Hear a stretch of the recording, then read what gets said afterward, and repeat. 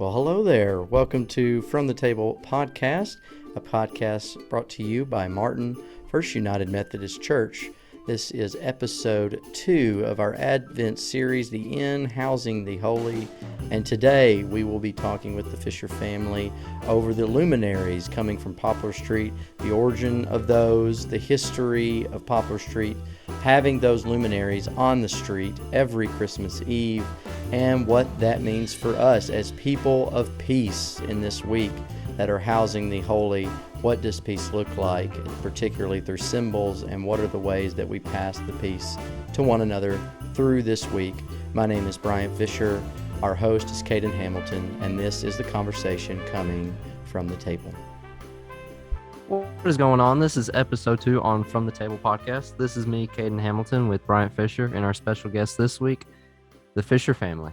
Thanks for having us. Thanks. No problem. Yeah, we're glad to be here. Me too. I mean, it's kind of your own family, Bryant. Yeah, I'll take ownership. All right. He's used to it. So we have the Fisher family this week. Alrighty. Andrew, go ahead and tell us a little bit about yourself. Thanks, Kadin. My name's Andrew Fisher. I'm the youngest of the Fisher crew. And I currently live in Marietta, Georgia, with my wife, Jenna, and I. We have one cat here in our apartment. And what I do for a living on a daily basis throughout the weekdays is I work for a nonprofit organization, and it's called Kids to Leaders. I actually just started that new job about 2 weeks ago, the week before Halloween. And we specifically work with families with an incarcerated family member. So either the father or the mother is in jail. And so we give them mentorship and discipleship support throughout 10 years of their life if they would like to receive it. And so that's the primary duties of my job and a little bit about myself. Sweet. Alrighty. So next up, I guess we could do both. The parents of Bryant. I'm Stacy Fisher. I'm Bryant's and Andrew's mother, James's wife. Yes. And I taught school. Well, I still teach, but I'm retired now. But before I retired from teaching, I taught for 34 years in the Weakley County school system. And I retired a few years back, and now I'm a reading interventionist. I teach reading groups each day to kindergarten, first and second graders. And I love it because I only teach half a day, so I've got time to go in and do what I enjoy doing, and then able to come home a little early and see my grandkids and just do whatever it is I need to do. And I'm glad to be here. And I'm James Fisher. I'm Stacy's husband and Bryant and Andrew's dad. And I am a marketing manager for Shelter Insurance Company based out of Columbia, Missouri. And I travel all of Tennessee and Missouri as well. And that's my territory. And thanks for inviting us in today. This is a subject that we know a lot about because we lived on the street that this started in Martin. And it's been almost 3 decades ago. Can't believe it, but it's been that long. And so we're excited to share what we know about the Luminaries. Thanks, Jim. This is Bryant, part of the family, oldest of 2, and conqueror of all backyard football games. Let me say here that we have some disclaimers that we'd like to share with. Actually, before we go, Andrew, you mentioned a cat. What's the name of your cat? My cat's name is Yuki. Is that a family name? No. Okay. All right. Just trying to keep everybody loose here. So what we wanted to talk about this week, obviously we're in a series in the church called The Inn Housing the Holy. And last week we had Mr. Ken Hogan talking about the nativity scenes and the decorations of the church and how those kinds of things can lead us into places where we feel hope that the season is coming. And these are some of the symbols that let us know that hope is here, and it gives us kind of a comfort. Alrighty. So Mr. James, tell us about the history of Luminaries on Poplar Street. Okay, thanks, Kadin. To talk about the Luminaries, I first need to mention who started it, and that was Miss Virginia C. Vaughn, who originally started this in the early 1990s on Poplar Street. She lived at 204 Poplar Street. It's a beautiful old house. It's been restored, and she and her husband Wilbur, who they affectionately call Mr. Whips, and also Jim, her son, and Mary, her daughter. And Mary is the director of the Obion County or the Union City Public Library in Union City, and she sits on the library board here locally as well in Martin.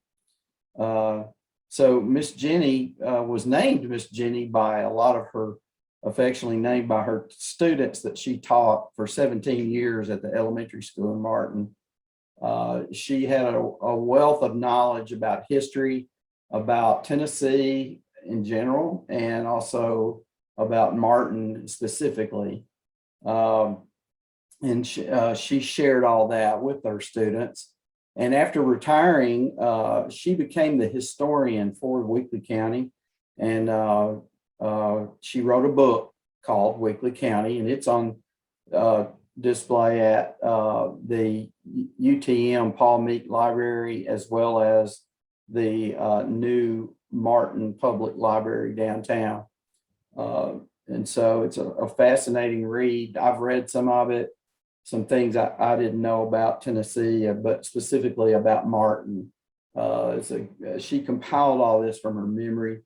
She had excellent recall, and she shared all that in her book. So I advise anybody out there that wants to read that book to do so. Where was her house located on Poplar Street? 204 Poplar Street, between Warner Pace and what is now Mr. David Bell's house.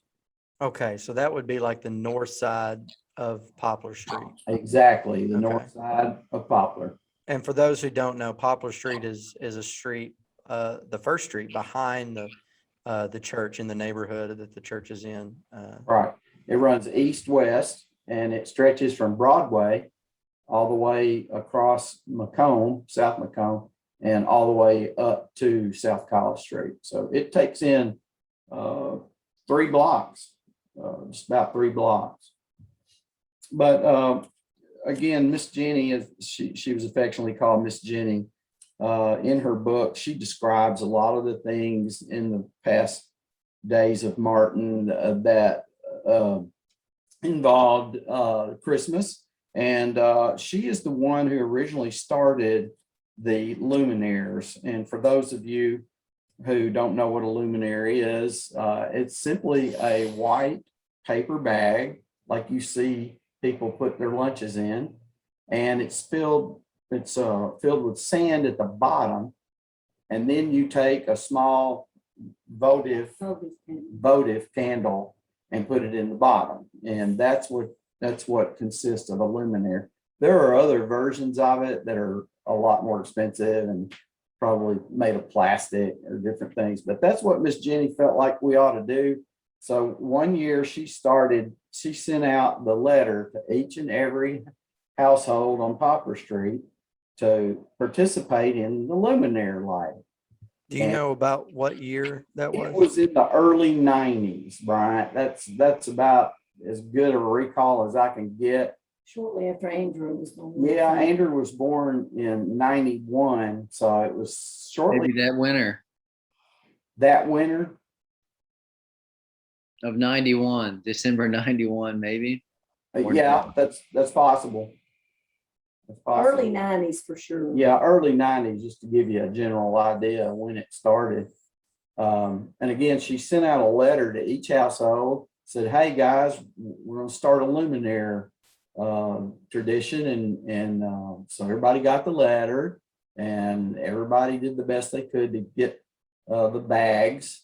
And Mr. Jesse Wade, who owns a lumber company, who lived just 1 or 2 doors down from Miss Jenny, would bring sand from his lumber company and put it at the end of his driveway, a big pile of sand, so that everybody could go down there and get their sand from him free of charge and load up their luminaires. So that started it. And so what we all did was on December the 24th, we right at dusk, right before the sun went down, we lit the candles, and lo and behold, the whole street, Poplar Street, from Broadway to South College, had bags of luminaires on each side, which was really something to see. We'd never participated in that and never seen that. So it was really something to see from that. And so from that year forward, Miss Jenny, bless her heart, she would write a letter to everybody around the first part of December, reminding them that we need to do luminaires and everything, and we all would. Everybody thought it was great, and so we did. And so again, all this was started about 3 decades ago by Miss Jenny, and it's still done today. So you can see it this Christmas Eve.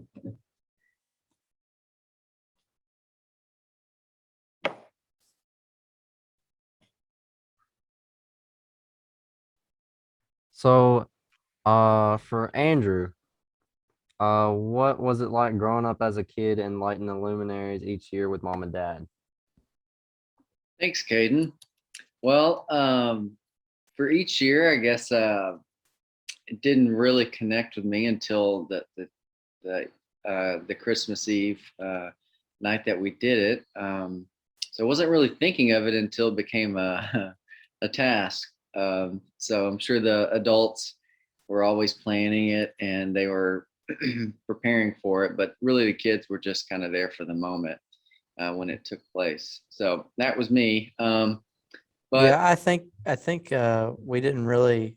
It was almost like they're like, hey, it's time, like literally right now, and that's when we would when we would light the bags. But other than that, we weren't concerned with it until like the very moment that it was happening. yeah, it was fun though. We were pretty much given the duty of just lighting them. I don't think they gave us the responsibility necessarily of putting the sand in the bottom. We might have helped there too, but it was fun. It was a way to take ownership in our community. Although it was small, it was one street. It felt pretty impactful for us, I think, because we got to take ownership and put up the candles. And it's really cool when you get to see the fruits of your labor like that. Some jobs, we do, and we don't necessarily get to see the end result. But with that, it was really neat because we got to see the end result, which was, as Jim said, it was the lighting of the bags from College Street all the way to Broadway. So it's just really a sight to see. If you've ever been down Poplar Street, it's a straight street. There's about a dip or two in the street. There's just a slight rise in the hill. And so it's really neat to look from end to end and know that you did that and you took part in it. So it was really, it was a good way traditionally to remember that a Christmas was upon us now.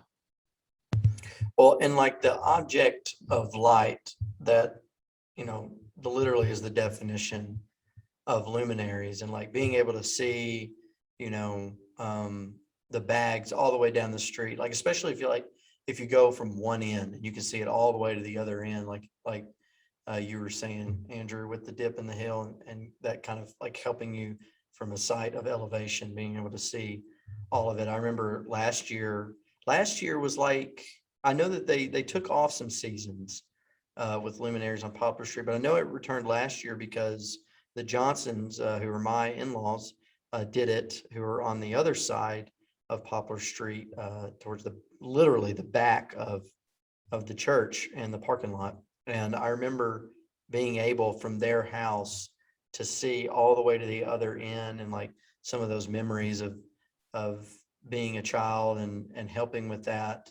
But also just like, even if I didn't live on Poplar Street, right? But like in my upbringing, it was cool to just go down there. And it is a symbol that we have this time that has come back, a tradition, and kind of like, that word nostalgia, it like brings back memories of comfort for you when you see things like that.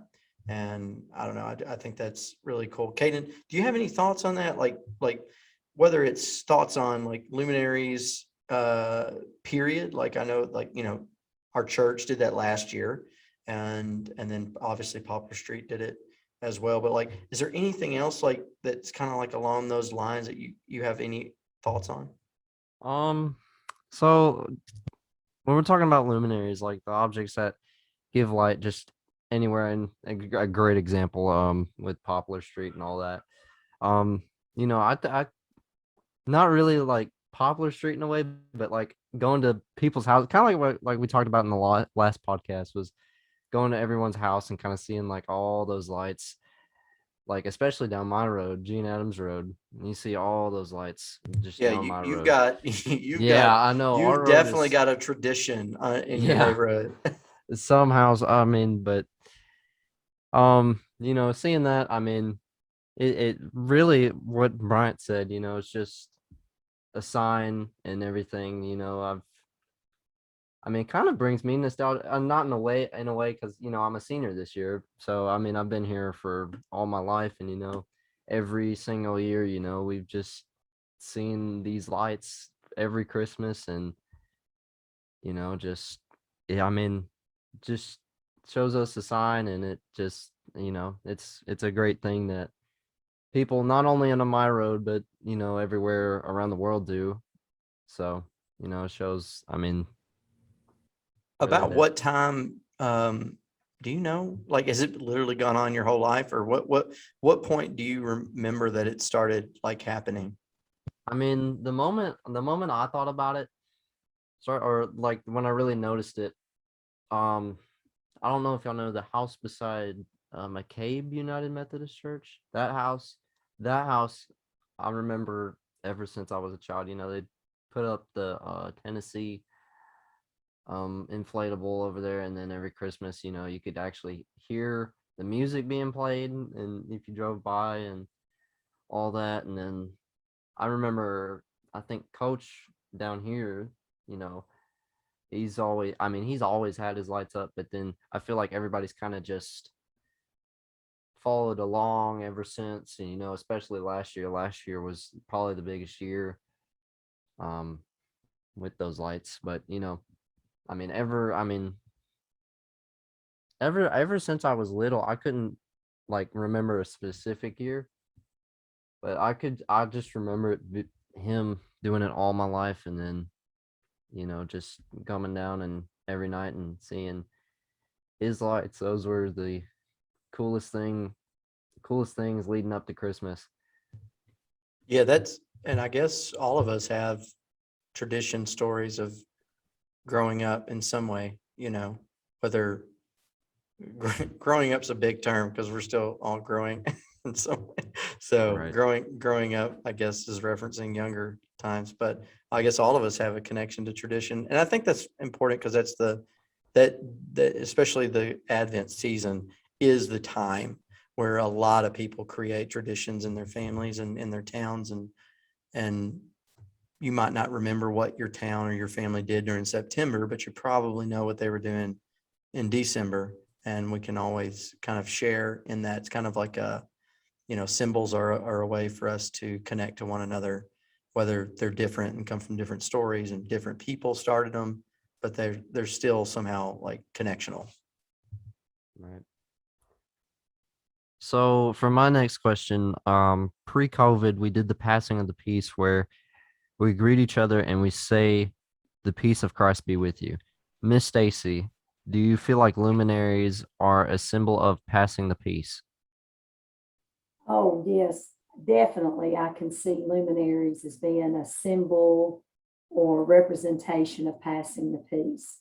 And when Bryant was talking just a few minutes ago about being at the Johnsons and being all the way at the other end, when we lived on Poplar Street, we weren't at the end of Poplar Street, but we were the last house on Poplar Street. We lived in the house right next to the primary school playground. So once the luminaries were all lit, it was awesome to go out. We could actually see all the way from where we were all the way to the end, like Bryant was referring to with the Johnsons. But when I look back and I think about the light and the glow from the luminaries, to me, it means hope, grace, holiness, comfort, and healing. And it really is, it truly is a spiritual, beautiful thing for me. And I know, I'm sure James and all the other people that drove down Poplar Street or that actually lived there to see, it was just beautiful. And it did fill you with all those feelings of peace and comfort. And light gives us so much hope in times of darkness that we all unfortunately have to go through in our lives. So when we're at church with our church family and we're doing the passing of the peace, to me, we're sending those same exact feelings that I would feel when I would see the glow of the luminaries, the hope and the grace and the comfort and the goodness and the healing that glow brought. I feel that same way in the passing of the peace. It's almost kind of like you're saying to that church member or that friend or that neighbor that you're giving the passing of Christ's peace to. It's like you're telling them, we have that deep inner assurance that through all things, even our darkest times and our greatest of sufferings, that peace of Christ is within us. And it brings us that calmness and that sense of hope, and the fear seems to go away, just like the light gives us when we see the luminaries every year. And so it's his light that shines in us. So I certainly can see that luminaries are a symbol to the passing of Christ's peace within the church, or again, among friends or neighbors. Yes. Yeah, and I think that like over this last year, people were putting up Christmas lights like during the summer, or like not Christmas season. And that was telling, because symbols can bring us or like distract us from what's going on. But it's like, I think it's more than just distracting. It's like refocusing on maybe what that symbol can represent. And I think of, like we mentioned a few weeks ago in youth, like going to the dentist, and like, why do dentists put up pictures of animals and nature? And now they have TVs. It's to keep you away from the thing that is going to cause you pain or going to not be pleasant for you in the moment. So giving you something else to look at can refocus you or reshape you, or give you something to distract your mind really on things that are not going well in the moment. And that's a really, that's not a deep theological statement there, but I do think that it is important to surround ourselves with things like that, which is the reason we have the communion table in the front. It's something you can look at, that you can remind of, or an altar rail with pews that connect you to the history, and having things in your house, in your home. And certainly the luminaries every year, like, bring you back to that point. Not that you needed to be distracted from something, but it could focus you and give you more deep appreciation for life when you see things like that. So that was just kind of a comment after hearing, I didn't want to say Miss Stacy, so I'll just say Mom comments. Are there any other final thoughts? Any areas of peace we can offer, talking about like passing the peace? Any peace that we can offer this week? How can, like Pastor Amanda's been saying, how do we make room in the end with our peace? Like, what are some of those areas in our own lives that we feel like there are some ways that we can actually use that kind of phrase of making room in the end, giving peace? What are kind of those places? Does anyone have any thoughts on that? To wrap this up, that luminaries are not just a Christmas thing, it's an all year thing, because it illuminates hope. Maybe someone is not feeling Christmassy, and they might look at that beautiful luminaire row down Poplar Street all the way down. Those are people who care. And maybe that person needs that. So it might be a light that shines on someone who's not having a Merry Christmas, as some don't. And so if you look at it that way, I think it's a all year thing. Even when the luminaries are put up, that thought is still in our hearts and our minds.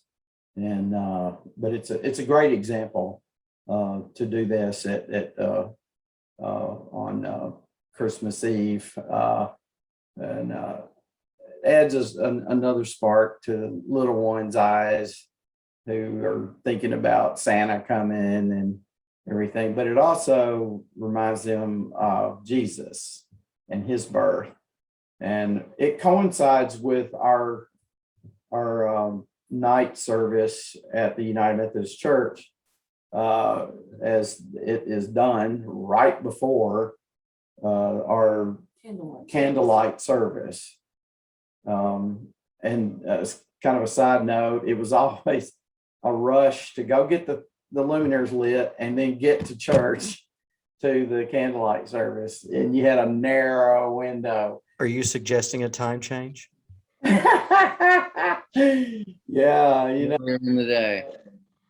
and not to mention that sometimes the bags would catch on fire and burn. They would. Those are most of the I time. always loved it And the when the bags bags- Andrew lit were most of the time the one. No, it was. Y'all loved it when the bags caught on fire. That was exciting. Well, and I think too, like, not just luminaries, obviously there's more ways to pass peace than that, even though it is a great symbol for us. But like, I think of like passing the peace or being peaceful throughout your week looks like, even when you're disagreeing with someone, to keep peace, you have to distract yourself from something that can be, so it just doesn't matter as much as the overall ability to keep peace between people. And so passing the peace sometimes looks like offering a hand of love and peace to someone that you don't really inwardly feel that you want to, or going through something that you don't want to do, but keeping the peace and keeping like life's balance of being stable and not teetering on an edge where you're overwhelmed or you're underwhelmed or you're confused. Peace sometimes can look like doing hard things that we don't want to do, but for the sake of peace, we do them so that we realize on the other side of it, after we've done it, even though we didn't want to, we have an optimistic perspective on life, and we're able to move through things that otherwise we could have easily navigated in, negative waters, or been very easy to kind of sit in anger and frustration, or to sit in a place where I didn't go as far as I wanted to with this, or I was too scared to move myself in a place where I was uncomfortable, but I feel inwardly that I want to do something for my community, for myself, for my family. And sometimes keeping peace means doing hard things so that you feel at peace on the other side of it, that you're so grateful that you had those opportunities that Christ gave you, and that we share that together as a community, that we're always trying to keep peace with each other. We're always trying to unify together. And sometimes doing that, we have to do hard things. Sometimes we have to do hard things apart from each other. And then sometimes we have to do hard things with each other. Well, thank you to the Fisher family for joining us this week on From the Table, episode 2. Thank you all for being on here. We appreciate you Thank you, inviting. Kadin. Enjoyed Thank you it. for hosting. No problem. Next week, we'll be talking with We Care volunteers on joy and its specific role in housing the holy. I'm Kadin. And I'm Bryant. Thanks for listening this week on the conversation on From the Table. Peace of Christ be with you, friends. Thanks. Thanks, friends, for listening to From the Table podcast, a podcast brought to you by Martin First United Methodist Church. You can hear all of these podcasts on our website, martinfumc.org, on YouTube, martinfirst.church, and our social media platforms, as well as anywhere that you watch or listen to podcasts. Next week, we'll do episode 3 of our series, The Inn, Housing the Holy, with Real Foot Rural Ministries. We'll be talking with Dr. Greg Moore, Dr. Russ Gillum, and Mr. Justin Christ on their roles that they have played in Real Foot Rural Ministries past and present, and the ways that those find themselves in next week's theme of joy, the joy of Christ being within that space. Again, thanks for listening. From myself, Brian Fisher, and Kadin Hamilton, we wish you peace through your week, and until we meet again, thanks for listening.